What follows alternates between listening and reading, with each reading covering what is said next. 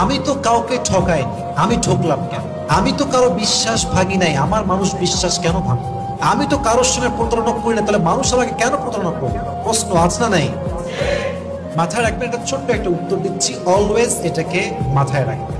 যদি আপনি কাউকে না ঠকিয়ে নিজে ঠকে যান, যদি আপনি আপনার পুরো এন্টায়ার লাইফে কাউকে কষ্ট দেন নাই, কারো আঘাত করেন নাই, কারোর সঙ্গে আপনি প্রতারণার ফাঁদ কখনো পাতেন নাই, তবু আপনি বারবার বিশ্বাসঘাতকতার শিকার হয়েছেন, বারবার মানুষ আপনার সঙ্গে বেইমানি করেছে, মাথায় রাখবেন এটা হচ্ছে আল্লাহ তাআলার পক্ষ থেকে একটা পরীক্ষা, একটা এক্সাম।